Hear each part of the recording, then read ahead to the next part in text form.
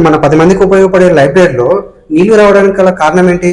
Lenin SFI ఇక్కడ ఎంతో కాలంగా ఎంతో మంది విద్యార్థులకి ఆశ్రయించే లైబ్రరీ ఇక్కడ ఈ రోజు దివాలా తీస్తున్నటువంటి పరిస్థితి ఏర్పడింది. ఎందుకోసం అంటే బయట వర్షం పడి వర్షం నీళ్ళన్నీ కూడా డ్రైనేజీలు నిండిపోయి వర్షం లైబ్రరీలోకి రావడం, లైబ్రరీ కూడా నిండిపోవడం, విద్యార్థులందరూ కూడా నిరాశతో ఉన్నారు. జిహెచ్ఎంసీ అధికారులకు చెప్పినా కూడా పట్టించుకోని దుస్థితి ఇక్కడ సుందరయ్య విజ్ఞాన కేంద్రం బాగ్లింగంపై విద్యార్థులకి ఆశ్రయించే లైబ్రరీ ఈ రోజు దివాలా తీస్తున్నటువంటి పరిస్థితి ఉంది.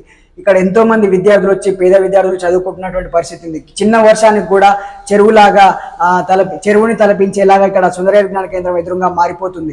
ఎంతో మంది బస్తీవాసులు, విద్యార్థులు, ఇక్కడ నివసించే నివాస ప్రాంతాల వారు కూడా చాలా బాధపడుతున్నారు. ఎందుకోసం అంటే చిన్న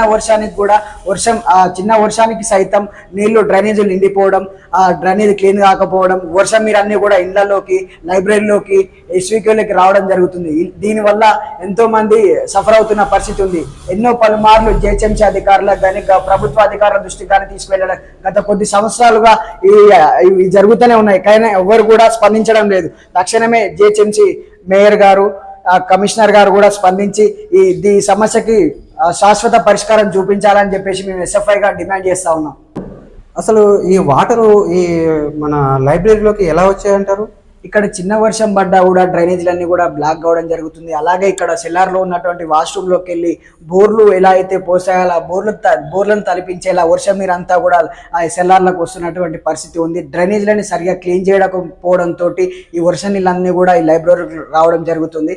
తక్షణమే తగు చర్యలు తీసుకోవాలని చెప్పేసి చెప్తా ఉన్నాం. చిన్న వర్షానికి సైతం ఇంత పెద్ద డ్రైనేజీలు బ్లాక్ కావడం అనేది సిగ్గుచేటు. అధికారులు ఏం చేస్తున్నారో ఇంకా అర్థం కానటువంటి పరిస్థితి ఇక్కడ ఏర్పడింది. చిన్న ఒక గంట సేపు కురిసిన వర్షానికే ఇలా సెల్లార్లో ఉన్నటువంటి లైబ్రరీలోకి నీళ్లు వచ్చి ఇదే ఒక చెరువులాగా మారిపోయినటువంటి పరిస్థితి మనం చూస్తా ఉన్నాం. ఇక్కడ ఎంతో మంది విద్యార్థులు చదువుకునే ఏరియా ఇది. ప్లస్ అలాగే చిన్న వర్షానికి సైతం డ్రైనేజీలన్నీ కూడా బ్లాక్ కావడం అనేది అధికారుల నిర్లక్ష్యమే అని చెప్పేసి మేము స్పష్టంగా చెప్తా ఉన్నాం.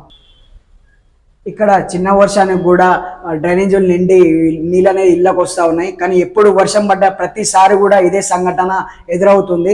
ఇక్కడ ఉన్నటువంటి వారందరూ కూడా ఎన్నిసార్లు అధికారులకు మొరపెట్టుకున్నా కానీ శాశ్వత పరిష్కారం అనేది చూపించలేరు. తక్షణమే శాశ్వత పరిష్కారం చూపించి ఆ సమస్యని సాల్వ్ చేయాలని చెప్పేసి మేము డిమాండ్ చేస్తా ఉన్నాం ఇక్కడ నుంచి.